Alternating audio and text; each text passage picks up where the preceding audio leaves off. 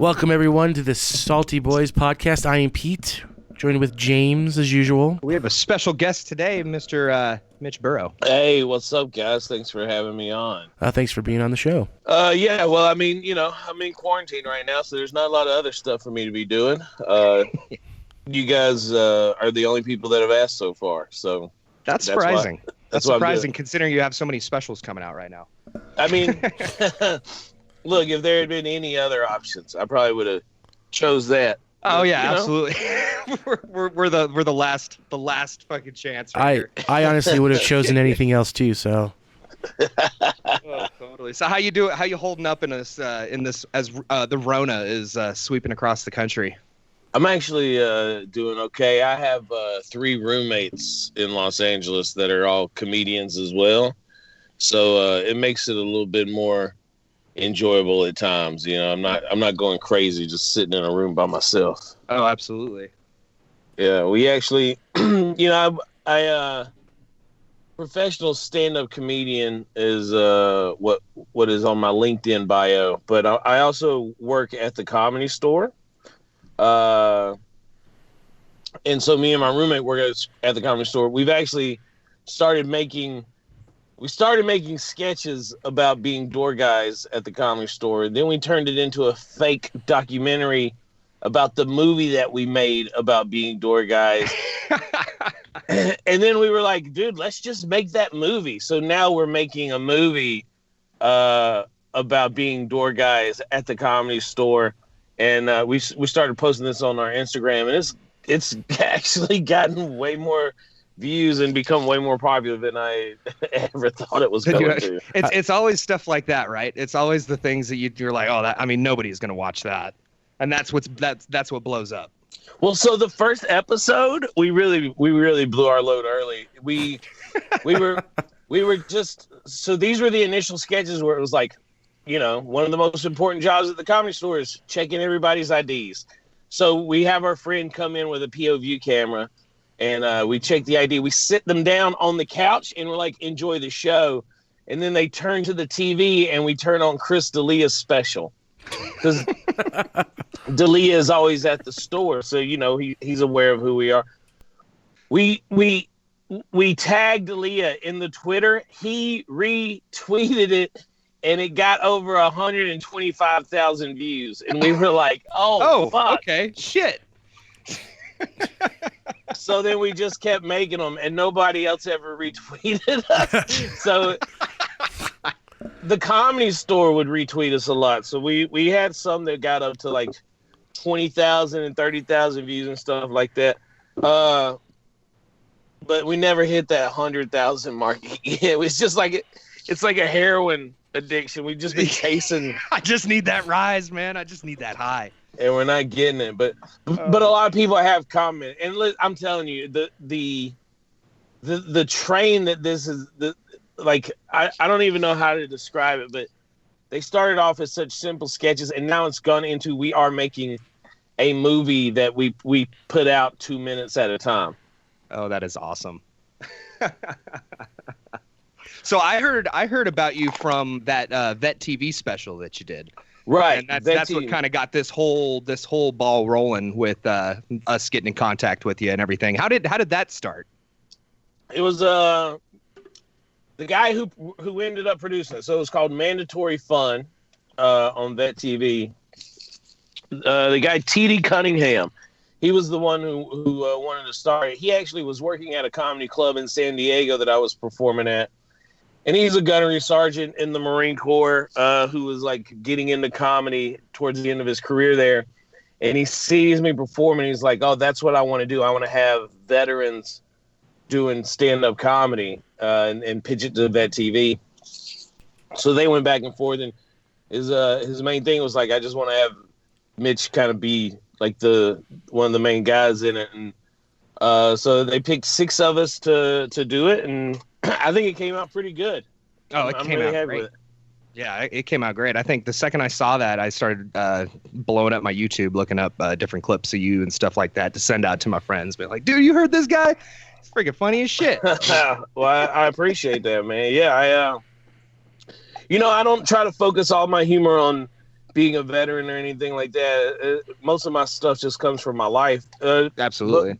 But fortunately, that was a huge part of my life. So I do talk about it in my act, and I guess when given the opportunity to perform in front of veterans, I'll throw in a little extra there for them, you know. Throw a little love our way. Yeah. I do love that clip on YouTube of you shutting down that Navy heckler. Oh yeah, it's the Department of the Navy, buddy.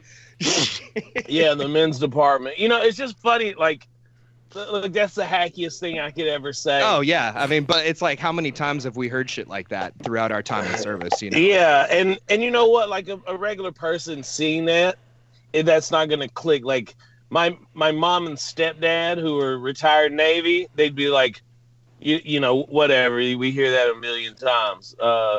But, you know, just some regular Joe on the street's going to see that and be like, wow, that was a pretty quick comeback. Wow, he thought of that instantly. Yeah. Like we haven't had it in the, you know, just ready to go at any moment. You know it. Locked and loaded. I'll never forget when I've you know, figured out that I was going to join the Marine Corps. I mean, obviously, because my dad was in it. So I was like, you know, if I didn't join the Marine Corps, you know, my dad would have been on his deathbed being like, you could have been a Marine, you little bitch. But I'll never forget talking to my grandpa, because my grandpa was in the Navy, and he was like, kid, you could take the easy way out. Go Navy. Just take the easy way out. You know, I wanted to join the Navy because my mom, she showed me all these cool. She had a buddy that would come over and hang out with her and my stepdad, who he like worked with Navy SEALs, but he wasn't a Navy SEAL. Yeah. But it got me all interested, so I was watching like Bud's training films and stuff like this as a teenager. And then I was talking to the recruiters, and it turned out my cousin and one of our best friends, we were all in the same grade in high school. They were joining the Marine Corps. And as soon as I found that out, I was like, well, I guess I'm not going to join the Navy now, because there's no way. Can't do that. I'm not coming home on leave and getting called a pussy at Christmas. Exactly. So I joined the Marine Corps. Yeah, and that's how it is. And what did you do in the Marine Corps? You were a helicopter mechanic, correct? That's right. 6152, airframes and hydraulics. On the now defunct CH-46 helicopter. They don't use them anymore. Yep, I got out in 2003, and my actual first job as a civilian was working on the V-22 Osprey, which is the aircraft that replaced mine. Yeah. So how was that working in the air wing? Of course, you're gonna get some jokes in here. I liked it, man. You know, people would always say swinging with the wing, like working in the air wing was just this real fucking smooth coast of a ride through the Corps, and it wasn't, man. We worked 12 hours a day, usually 6 days a week, unless we were deployed on ship, and then it was nonstop 7 days a week. But I mean, it was fucking awesome. You know, I flew on 46s a lot. I even got to pull one up into a hover when we were in Iraq. Oh, there you go. You know, it was just like, it was interesting, and it kept me kind of. I never got into a firefight or anything like that when I was in Iraq, but I was always like going out into like Nasiriyah and Baghdad recovering helicopters. Like I just I got a lot. I mean, yeah, there was definitely still some butthole pucker factor. Yeah, and listen, I'm looking back, I'm very happy that, you know, nothing like that ever happened to me. But totally. But during that time, a 22-year-old young man in the Marine Corps, every time they were like, we need somebody, before they could even finish, I was like, I'll go. Send me. Yeah, me. I'll go. Yeah, I better go ahead and volunteer, because I know if I don't, I'm going to be voluntold. I mean, I just wanted to shoot somebody. Yeah, no, totally.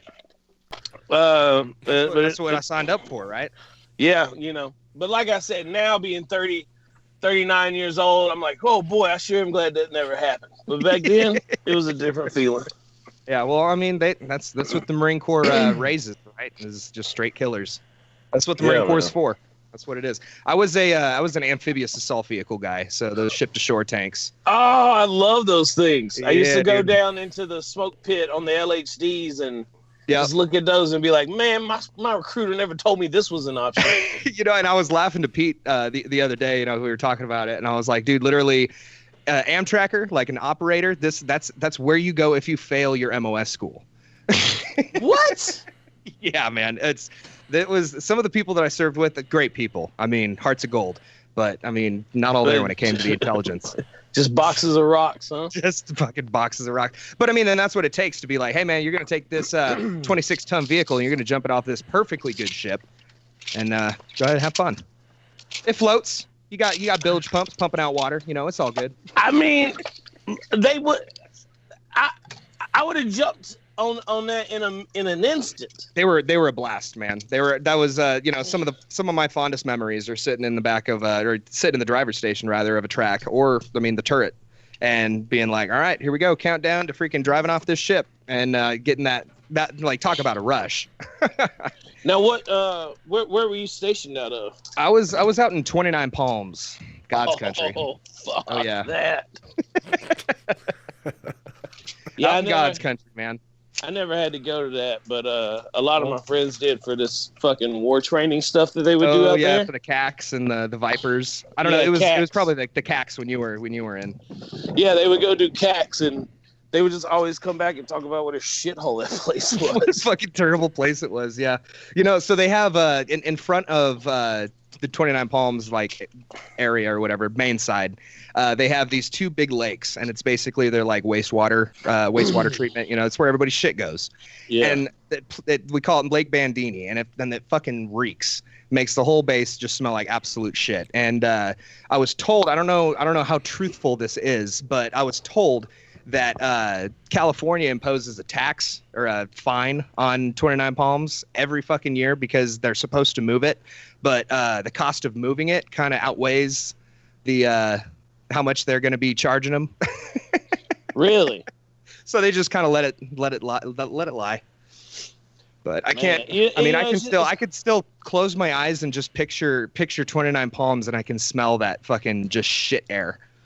It's just wild to me, like how many bases they've closed that were in cool places, and then 29 Palms is the one that just stays open. They're like, no, we need this. This place needs to stay. That and Yuma, it's some good training area. I mean, that and Yuma, you can't find a better place to freaking shoot off bombs and shoot guns and fucking train for, especially in the Middle East, because it's pretty damn near close to the same type of shit. Yeah, I mean, it's a perfect training ground for that.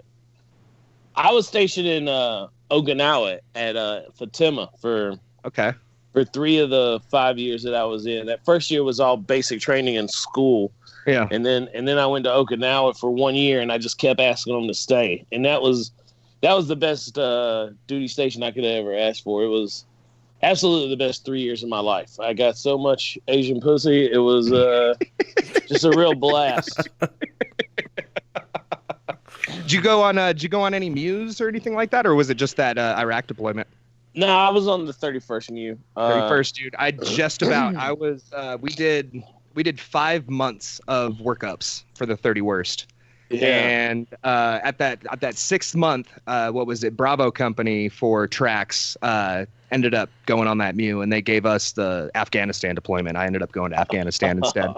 And so, but it was hilarious because we did this five fucking months of workups. I mean, it can't get more Marine Corps than this, right? Like, I did five months of workups, and then they're like, all right, we got good news and bad news. The bad news is you're not going on the 31st Mu anymore. Good news is you're going to Afghanistan, so we're going to be starting up another 6 months of workups. So, I mean, I was in the field for the better part of 2 years. Then you got to be like, I don't think you understand what good news is. Exactly. Oh, by the way, let me just say something real quick. Just going back to my statement about being in Japan and getting a lot of Asian pussy when I was there. I want to be very clear. That wasn't like a fetish or anything. Yeah, because that needs to be said nowadays. I guess. It's just what was available. That's what was there. Know? So yeah. There was an abundance. But I will say this: one of my friends found out that I used to have sex with a lot of Asian women, and he got all excited. He was like, dude, I fucking love Asian chicks. I want to hook up with more Asian chicks. What's the secret? Whoa, and you're taking this a whole different way. and I just looked at him and I said, well, I moved to Asia. So currently in an Asian country. Yeah, it's just how committed are you to getting this Asian pussy, I guess. Yeah, you might need to spend some money there. It's funny, like with white guys, it's always like if you're into like a different ethnicity, it's a fetish. Well, that could be the only explanation, right? You can't just fucking love women. Yeah, exactly. Yeah, I've never really had like I've never imposed an embargo on any type. Yeah, this is it. This is all I'm getting. My borders are open. Yeah, fully open. Come on in. No walls there. I am willing to spread the love. Yeah, but so yeah, when I was with HMM 262, that's the Flying Tigers there in Okinawa, Japan. I did two mews with them. Thailand twice, Singapore, Hong Kong, Korea, the Philippines, I think Thailand was definitely like the most fun. Maybe Hong Kong is it Thailand or is it Singapore that has the 4 floors of horrors? That's Singapore. That's Singapore. That place is pretty crazy. Yeah. Believe me, I've heard stories because all of my like, senior lance corporals and my corporals and shit when I first got to the fleet had all gotten back from the 31st MEU. Yeah. So I mean, I heard all of the stories. And of course, me getting all excited being a 19-year-old fresh in the Marine Corps, like, "Oh, I'm about to fuck it up, bro." Like yeah, well, you're going to Afghanistan, so yeah, go fuck it up, bro. Singapore was my second deployment. My first deployment was to Thailand. So that just kind of spoiled everything else. Spoiled everything for you. And what's crazy is like I wound up hooking up with a chick that wasn't a prostitute when I was in Thailand. I spent like 3 days with this chick, and we was just going out, her friend, and then me and my buddy. We was just going out, partying in Thailand. They took us to this alligator farm that they have in Thailand, and there was a dude with a tiger that you could sit down and take a picture with. And I remember like I was sitting down next to the tiger getting my picture taken, and it growled. And oh shit.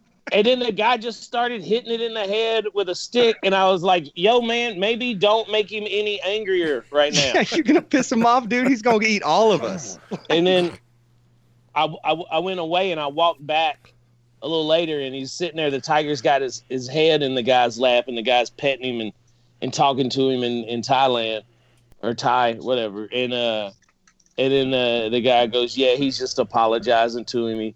He says he doesn't like to hit him, but when he acts up, he knows what you gotta do. He knows he's gonna get punished, and I was like, man, that is a weird relationship. That is a very weird relationship. But practical, I guess.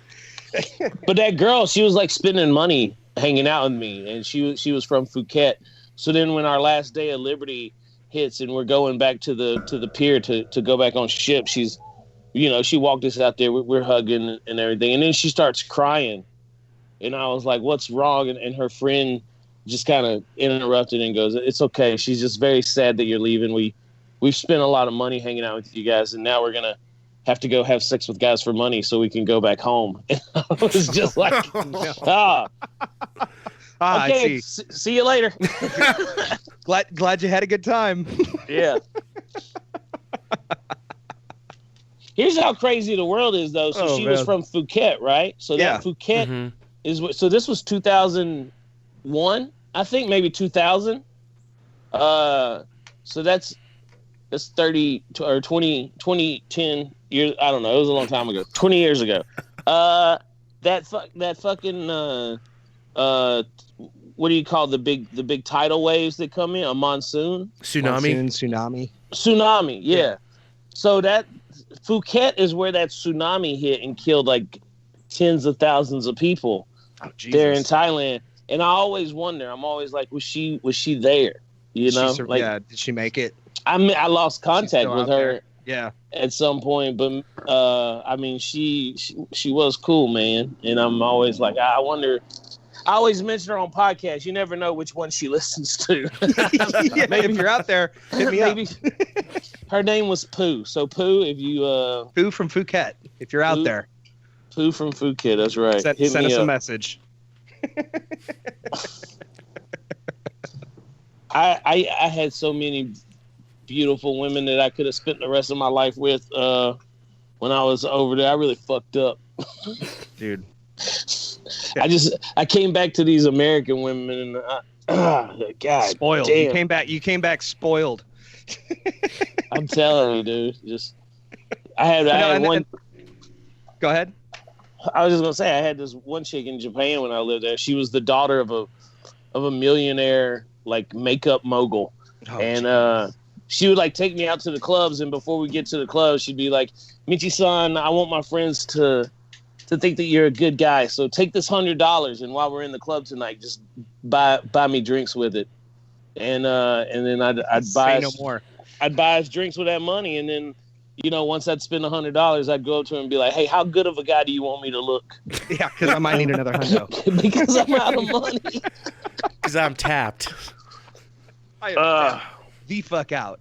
Yeah, I haven't experienced that here in the States. I'll be honest with you. You know, I was super sad when I found out that I was going to Afghanistan instead of the 31st Me, because we were on the rotation that went to Australia. So yeah, Bravo Company got to go to Australia, and I was just, you know, hearing all the shit from my higher ups that were like, "Oh man, they fucking throw tennis balls with their phone numbers on it for you." Yep. I was just, never gonna experience that, I guess. I missed that deployment by 2 weeks. Oh no. Yeah, I showed up to Okinawa, and they had already been gone for about 2 weeks, and I was just like, motherfucker. Instead, I got to do a QRF and fucking ECP for Camp Leatherneck. Man, that was great. Yeah, I didn't go to. Loved credit card swiping dudes. I mean, is there a lot of a shoreline in Afghanistan for the amphibious assault vehicles? Yeah, right. Yeah, you would think that, like, there's not even a lake around, you know, like. No, we just went as grunts. That's what we did. Yeah, what is the MOS for amphibious assault vehicle operator? 1833. So like the fucking the O3s even still refer to you guys as Pogues. They're a real fucking pretentious group of assholes, aren't they? They really are. And I wanted to bring that up to you too, because that was one of the things. I had a couple buddies, you know, that I went to high school with that were O3s. And, you know, when they found out that I wasn't an O3, you know, there's all the fucking hate coming at me. And I'm like, bro, you know, and it wasn't until I actually trained with 2.7 with my buddy was in 2.7 or whatever. And we went out on a Viper and we, you know, did our thing. And he was like, bro, I'm sorry. Like, your guys' job is way fucking worse. I'm like, yeah, because, dude, not only are we fucking doing everything you're doing, but at the end of the night, we're, you know, having to keep these fucking vehicles that have been, you know, existing since the 1970s to keep them rolling. Yeah, I don't know why the military just refuses to accept the fact that maybe things that we use in Vietnam aren't up to par for today's warfare. Which, speaking of, like you were saying, your MOS is pretty much died. That's mine as well. There's really not that many Amtrackers anymore. They're kind of phasing out the whole Amtrak. They're like, dude, 7 knots, really? Like, we could go faster, right? There's this great movie about the Abrams tank and how, fuck, I wish I could remember what it's called. The Pentagon Wars, I think. And basically, they hire this guy to design a lightweight troop transport vehicle, something that can carry a whole fire team, right? And so he designs it, and then it just starts going from this very simple transport to a fucking full-on tank, and by the end, it's got room for 3 people. And he's like, "This isn't what we were contracted to do," but like at all. They're like, let's add armor. Let's add a fucking. Let's add a machine gun. Let's add more guns. But it's one of the greatest movies ever that really gets into like the idiocy of military politics. Dude, seriously. The Pentagon Wars. You gotta watch it. It's awesome. I'll check it. I'll have to check it out. I'll have to check it out. I think I remember seeing it. But yeah, I'll definitely have to check it out. But yeah, like there were comments. They say never to read the comments on the internet, but I love them because I'm actually really good at stand-up comedy, so no one's ever really mean to me. But on my Vet TV special, there was one negative comment, and he just goes "fucking pogues." Oh God! And then he replied to himself, and then he goes, "Actually, watch the whole thing. This guy fucking rocks." and then he replied to himself one more time, and he goes, "Still, pogues are garbage." Still fucking garbage. Pogues are fucking garbage. Oh my God, that's hilarious. That's that quarantine life. I did hate the people in my MOS though that would refer to us as grunts, and I'm like, dude, you guys are just begging to get made fun of. Ew, yeah, I was like, gross. Just stop. Just fucking quit it. You know, the job that I would have liked was the air crew, the crew chief. Yeah. On 46s, the machine gunners. That would have been fucking sweet. Once again, a job that I didn't know. You see, when I saw Full Metal Jacket, I just assumed that was a fucking infantry guy.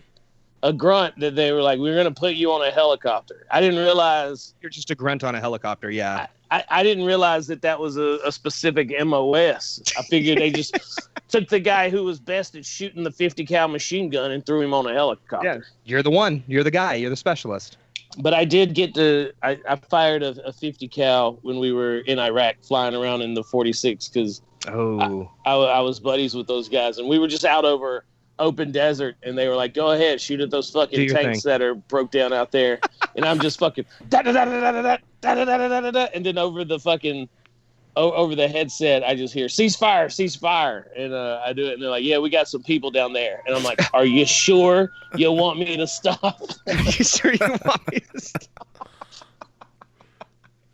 Oh no, that 50 cal though definitely gets you hard. Oh, it is a fucking, I loved every weapon that we got to shoot. And my favorite was in MCT combat training. Yeah. The grenade launcher where it's just the Mark 19. Yes. Or the 203. The 203, not the two. I mean, that one's cool too. But you're talking the machine gun version of a fucking the Mark 19 where you're sitting down and you're just do, and then fucking 5 seconds later you just hear boom, boom, boom. Yep. That is the fucking coolest weapon that has ever been for the effect that you get shooting it. Yep. I'll tell you right now, in the turret of an Amtrak, you got a 50 cal on your right, and you got a fucking Mark 19 on your left, and those are your two guns that you're shooting from the turret, and it's the fucking best feeling in the goddamn world. Even though the dude that developed the turret for the Amtrak built it around his wife, who's like 5'6", so it makes it very miserable for you if you're anywhere near 6 foot tall. Side note, can you guys hear that fucking music in the background? Mm-hmm. Yes. Apparently, essential work only also refers to children's ice cream trucks in the local neighborhood. Yeah, I mean, essential, right? My roommate insists that it's a cover for a drug. It's a drug front, but or the CIA just keeping tabs. Well, it is LA. Yeah, well, people got to do what they got to do, man. Yep. Like we know those guys that you're on a podcast right now talked about the fucking deep state last episode. We just coming by to make sure that they're not getting a little too deep in this episode. Are you guys conspiracy theorists? Is that what you? I mean, I love reading about conspiracies. Yeah. Do you know who Sam Tripoli is? Yes. So he's a comedy store guy, and he's a buddy of ours. And man, that guy is fucking off the deep end with this shit. I mean, I feel like anything. See, here's my thing going on right now. I feel like there is some conspiracy theories that are fucking, dead nuts on point right now, and so fucking the powers that be are just flooding the fucking system with even deeper and deeper shit that is just off the wall to kind of fucking dissuade all the other shit. So you think your conspiracy theory is that there are conspiracy theories created to distract us from real conspiracies? Absolutely. Yeah, that's not paranoid. And now I know how crazy that sounds. Yeah, that's not the delusions of a paranoid maniac at all. Not at all. I'm just a refrigeration tech. Yeah, it's a good thing you use those battle skills to come out on top as a civilian. Exactly. Which, I was talking to a guy that I worked with today. If they do you think they're going to start imposing people wearing masks out in public? I don't know, but I do think it's hilarious that when this started, there were doctors coming out saying, like, don't wear mask. It's such a waste of time. And now all of a sudden they're like, you got to wear a mask. Wear your fucking mask. So I got a pretty long beard. I'm thinking that I'm just going to wear one of those like 1820s plague doctor masks. Oh, like the ones that look like a fucking a weird bird with the like a crow, yeah. Yeah, that'd be dope, man. I think it might freak some people out though if I'm, in like a Sam's Club working on a fucking freezer case. Or and they see a blacked out, black trench coat, black top hat, fucking crow, plague doctor, fucking fixing things. Well, I thought it was fun walking into the 7-Eleven with a bandana tied around my face, and no one was like suspicious. Worried about you all. robbing it. They were just like, "Yeah, come on in, don't sneeze on nothing." Walk into a bank too, like that. Yeah. I need all the money right here on the counter right now. And then you give them a little receipt. Out of my account, of course. I'm passing a note. He's passing a note. It's just a deposit. Well, my favorite thing right now is that everyone, anytime someone coughs, like you just look at them like, what are you doing? What's going on right here? my roommate Dave Waite is probably a 20-year smoker, and just he coughs every 5 to 6 minutes, and every time he does it, I'm just like, man, if this is the one. Oh man, I was at work the other day and we stopped for lunch, and we went into, I'm sure you missed these, the Wawas.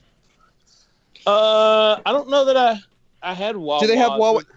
You lived in North Carolina, right? I was in Jacksonville for a year, but that's when I deployed to Iraq, which, by the way, best part about Iraq was, or best part of Jacksonville was Iraq. So that's how bad Jacksonville sucked. The closest I've got is Wilmington. Yeah, I got arrested in Wilmington. So. Oh, there you go. Yep, public urination. So fuck that place. Here's what's great about that public urination that I got arrested for. Years later, I'm getting a top secret clearance as a civilian. And as I'm going through it, the guy's like, so what's this arrest in Wilmington, North Carolina? And this is up here in California. I go, yeah, I got arrested for public urination. And then the guy just starts laughing. And he goes, man, I'm sorry. I don't mean to be rude, but I was a detective with the Los Angeles Police Department. And if we arrested everybody we saw for public urination, well, we would have never caught any murderers. No shit, dude. And I was like, yeah, I guess shit in Wilmington is just a little slower, It is. It feels weird out that way. But if anybody was wondering if an arrest for public urination is enough to prevent you from getting a top secret clearance, nope, it is not. You still, no, it is. The government will still trust you with top secret information if you had a bladder issue one day. So what? He pisses all over the fucking place when he has to piss. We could trust him with our secrets. Well, what's real fucked up is 3 years prior, when I was in Jacksonville for my school, we went down to Wilmington and the guy got caught pissing in public and he got a ticket. And I guess over the course of 3 years, enough Marines were caught pissing in Wilmington, North Carolina, that they said, we got to put a stop to this. And they turned it into a misdemeanor that you would get arrested for. Oh man. I'm just glad they weren't arresting for public urination in San Diego every time I've been out there, or LA for that matter. Yeah, I love San Diego, man. Living in LA, I go down there and perform, and that's like one of the places where I get to perform in front of the most like active duty and veteran military people, and it's always a joy. They just seem to be like the most supportive when it comes to stand up comedy. And I think it just goes into that looking after your own. You know, they see another vet up there doing shit, getting it done, and they're like, "Fuck yeah, bud."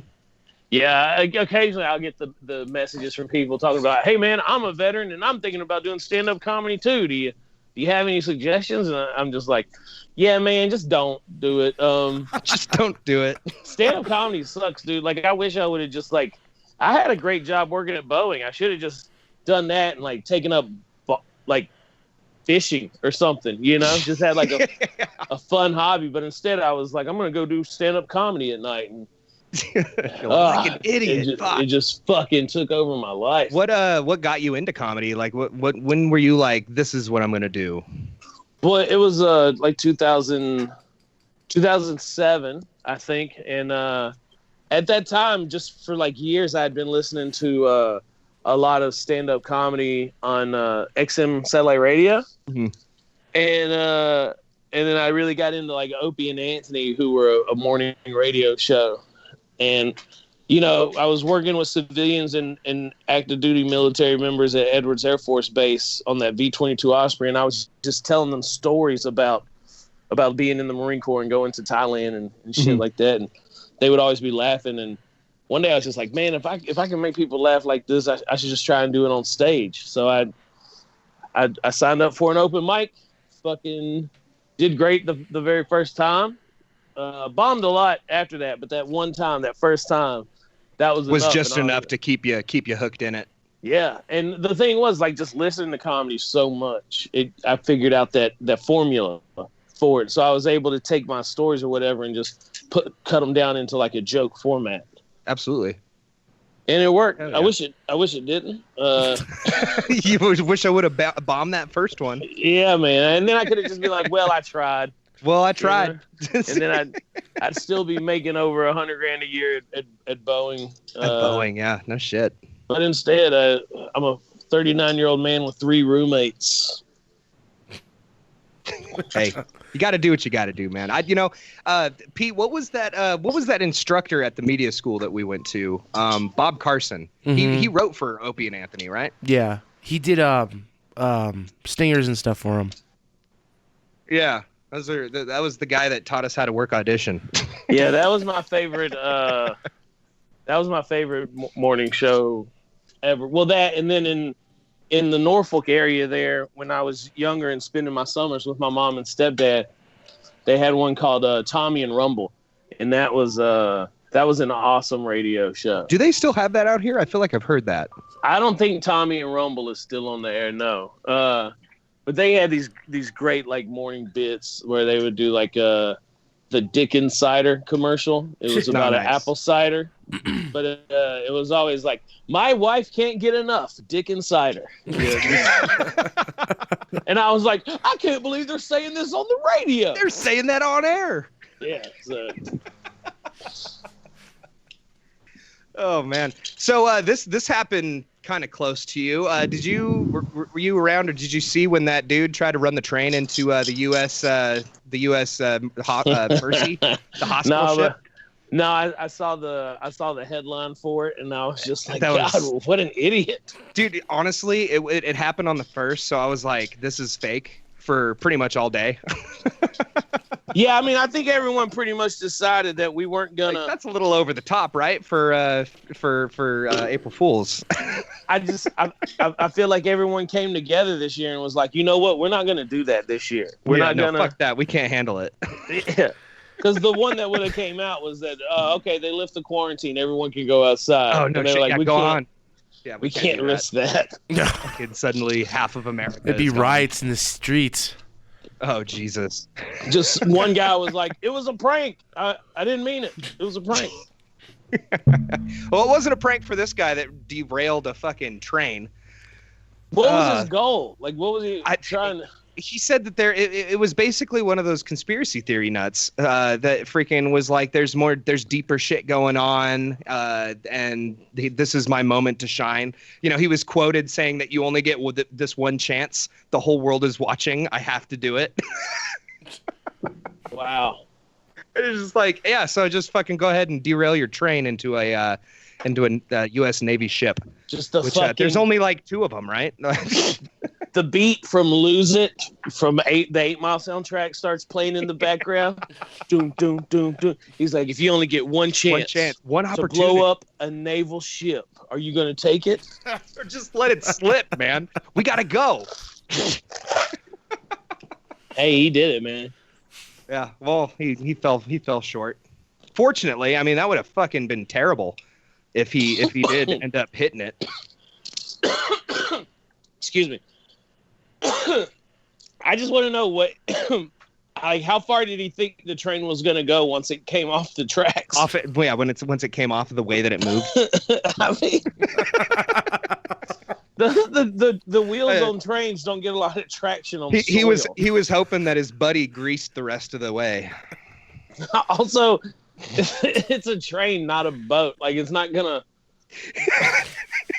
He's like, all right, my buddy should be at the end of the train tracks right now, greasing it up, and he's setting up a ramp. He was going off the hazard. He had the Back to the Future 3 modification done to it. He goes, once I get off, it's just the tracks are just gonna be there.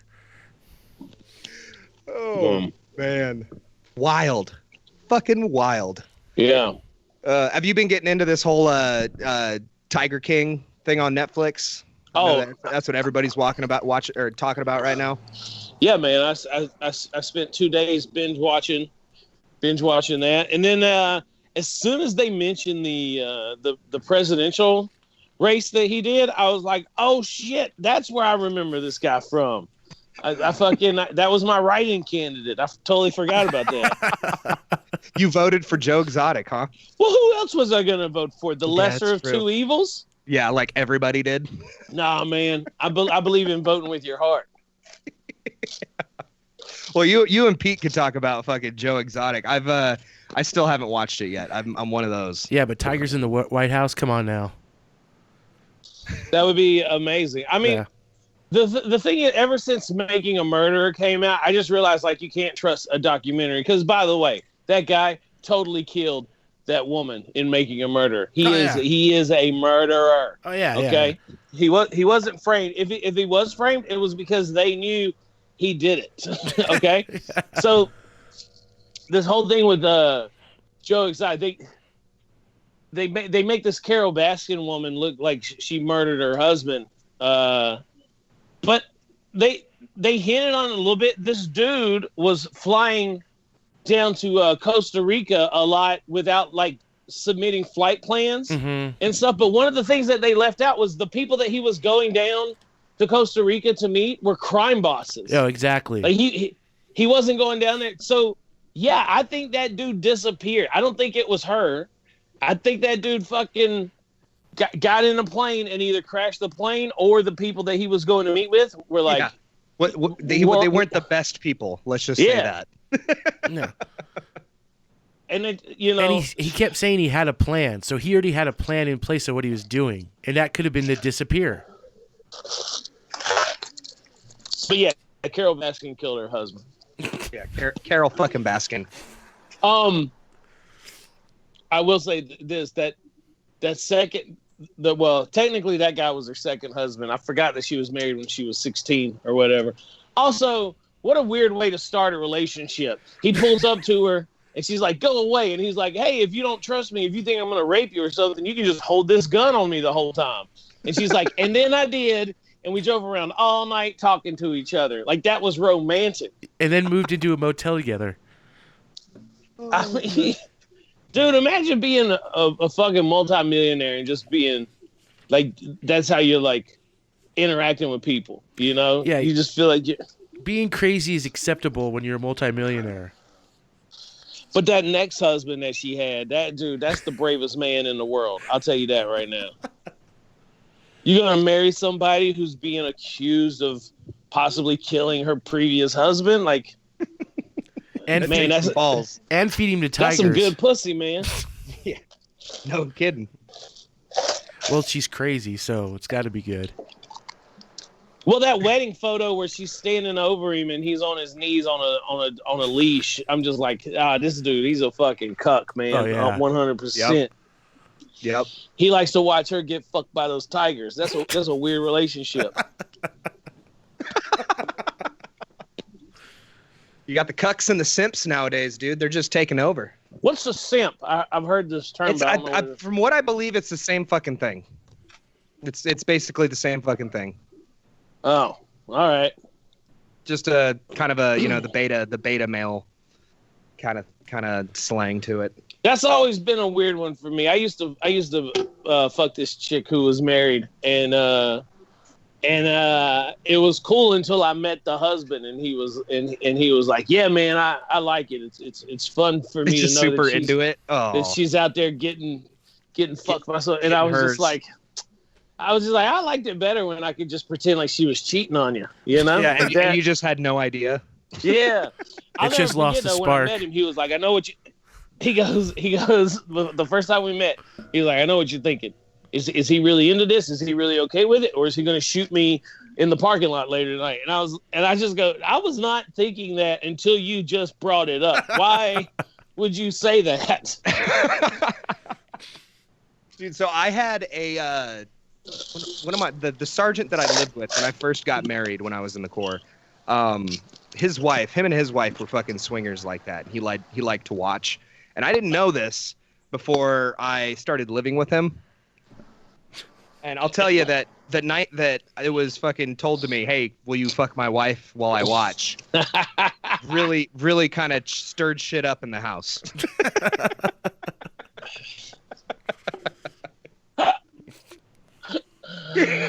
I knew a guy. There was a staff sergeant in my unit, and him and his wife were swingers, and they asked me to babysit for them while they went out and partied one night, and I just knew that they were going to come back drunk and try and get me to fuck her, and sure enough, they came home and they gave me a 12-pack of Bud Light, and I was like, "Wait, what the fuck just happened?" Now drink this right now. No, they just gave it to me and sent me on my way. And I was like, "Wait, am I not fuckable? What is going on right now? What's going on here? What the fuck?" Yeah, but it was... Hey, at least they didn't ask, though. That would have been... I mean, because that's what happened to me, and I was just like, I'm not sure how to respond. I mean, you fucking fuck his wife, dude. What do you mean you don't know how to respond? Well, I mean, I was married at the time. I was trying to be good. Oh, okay. Well, then there you go. That was your out. It was. Yeah. I don't know what you have, but let's try to not make this awkward here in the house. But I think on a ratio, I think it's way higher in the military than anywhere else, where there's the couples are swingers. Yeah, really though. It's such a odd thing, but people get married in the Marine Corps just to get out of the barracks and shit. Like it's Well, it's that, and then think about how many contract marriages are happening. Like, of course, there's going to be a lot more swingers and people that are down to fucking get real crazy. Yeah, man. I mean, I wish that people would treat marriage like the beautiful thing that it is, and only marry someone because they have huge tits. I think that's yes, absolutely. That's true love right there. That is fucking absolutely true love. If you're willing to buy your wife tits, do your thing. If you're willing, everybody's willing. It's just if you're able. If you're able, let's be real. It's mortgage payment or tits. Which one do you go for? Oh, man. Yeah, apparently, freaking Kanye West and his wife Kim Kardashian are going to be talking to President Trump about getting Joe Exotic out of prison. Why? Yahoo News on the top of Yahoo News. Man, look, I like Kanye. I just. Everyone who talks about Kanye always says that. I like Kanye. And then there's the long pause. I mean, why? You have so much influence in what you... Kanye West is going to try and get Joe Exotic out of prison. I mean, maybe watch another documentary before you make up your mind. Let's see the follow-up. He finished that documentary and he's like, Carole fucking Baskin, I'm going to get my boy out. Yeah. Jesus Christ. And apparently it was rumored that he had coronavirus, but he's come back and his like press release dude has said no, he doesn't. So he's all clear. He's got a press. Donald Trump or Joe Exotic? Joe Exotic.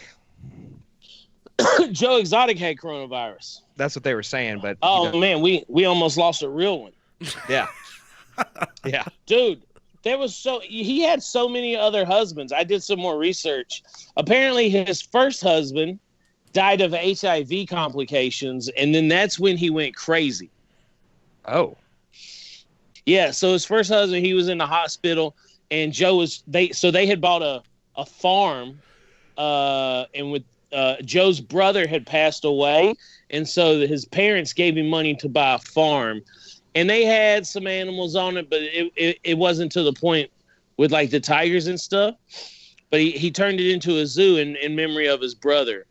And then while they were running that zoo, his husband was in the hospital for complications with HIV. And Joe was going to take him back home so he could die peacefully at the farm. And as he was holding him in his arms and putting him in the trunk, in the trunk. Sorry, in the truck. Wow. In the truck. That took a drastic fucking turn. Yeah.